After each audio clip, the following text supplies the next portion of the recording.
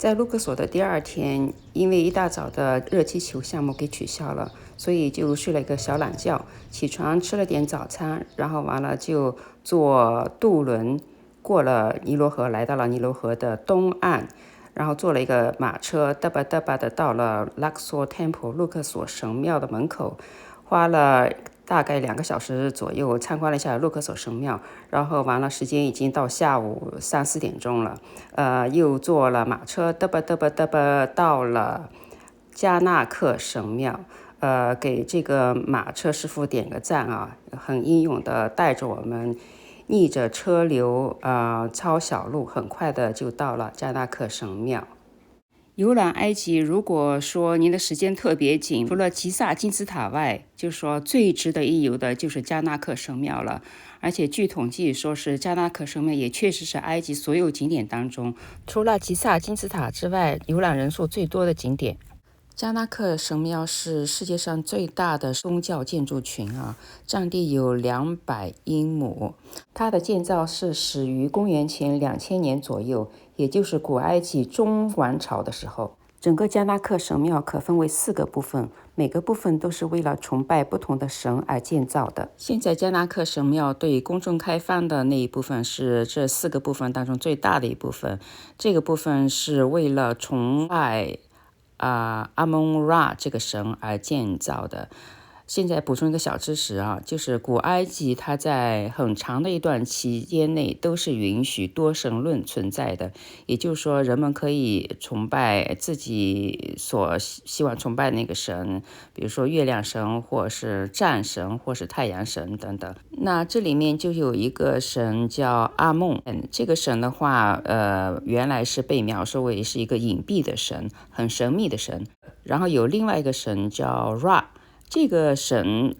被描述为是太阳神，然后到了古埃及新王朝的前期吧，他们把这2个神合二为一，叫做阿蒙拉，然后这个神就成了古埃及至高无上的神，叫做 King of the Gods。对于其他神的崇拜都式微了，所有的崇拜都归结为这个神。阿蒙拉有时候也被叫做阿蒙瑞。阿蒙瑞这个神经常会被呈现为一个戴着高帽子的法老，帽子上有2根羽毛的，就像现在屏幕上所呈现的这个样子。有时候也会被呈现为一个狮身羊脸的一种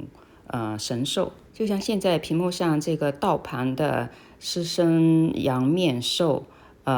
这个所代表的就是阿蒙瑞。古埃及的大部分建筑群在入口处它都会有一些石雕像，然后完了之后在走道的2侧会有2堵高高的墙，这个墙叫 pylon。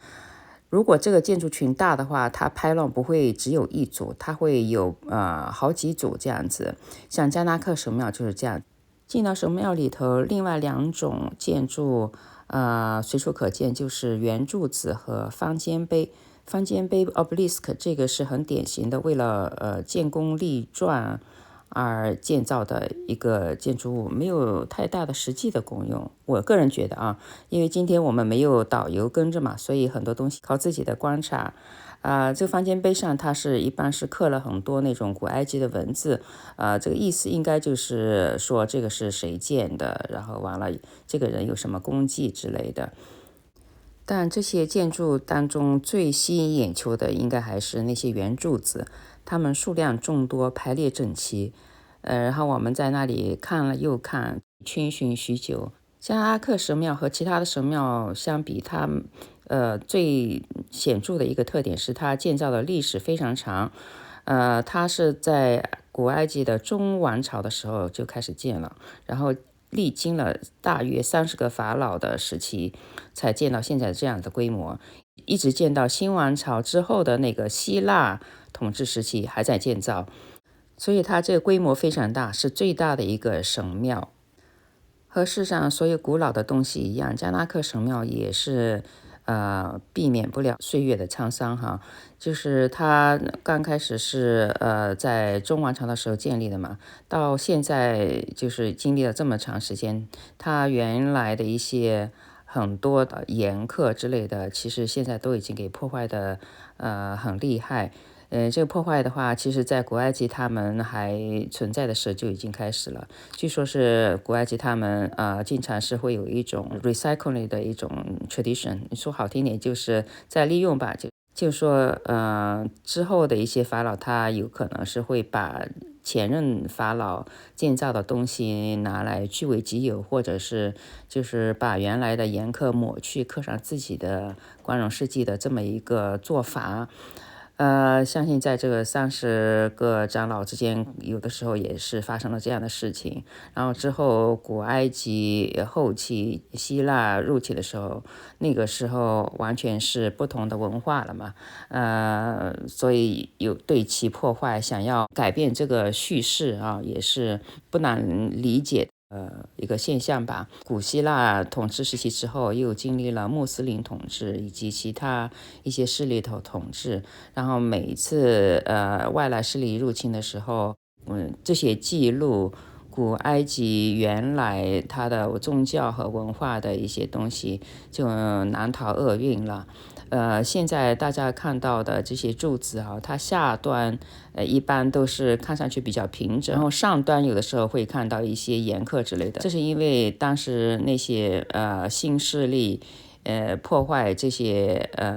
柱子或者岩刻的时候，一般都是从最下面开始，因为比较容易嘛。然后最上面的那些岩刻就得以幸免了。我们到加纳克神庙的时候已经是下午4点多了，太阳的光线已经变得挺柔和的，正是拍照的好时机。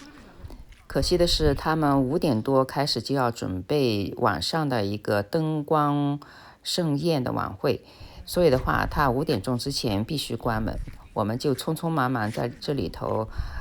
前后走了一圈吧，然后各个角度拍了一些照片，没有时间去细细欣赏柱子上的花纹，或者去辨别它们所包含的意义。之前做攻略的时候发现，这个开放的区在最后面是有个小湖的。我们原来是打算一直走到那个小湖看一看那个湖的样子，是不是已经干掉了，还是还在那儿呢？然后完了，因为匆匆忙忙的，然后到了后面转了一圈也没有看到，不知道是不是那个湖已经干掉了，还是我们没有走对地方。路过了一个孤零零的方尖碑，很高，应该就是哈特谢普苏特建立的2个方尖碑当中留存到现在的那一个。哈特谢普苏特是一个很有传奇性的女法老，是古埃及上最有权势的女法老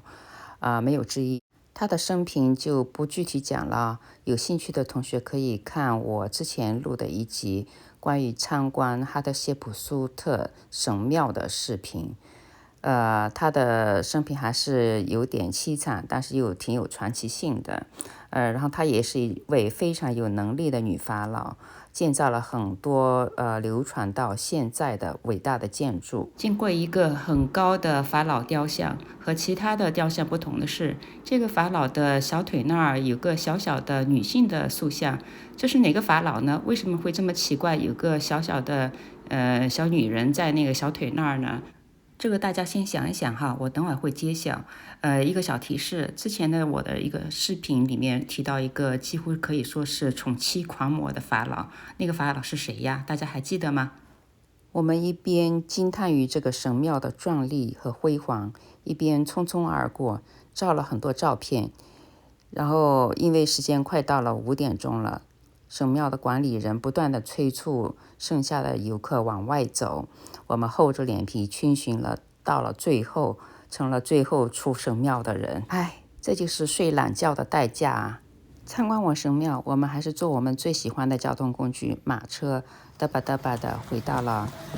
渡轮附近的地方。在尼罗河东岸靠近那个 Luxor Temple 的地方，有几个比较好的5星级酒店。我们找了一家用了晚餐，然后就步行到附近的码头，和当地人一起坐渡轮渡过尼罗河，回到了民宿。刚才提到那个小腿肚那一个小女人塑像的法老塑像是拉姆西斯2世。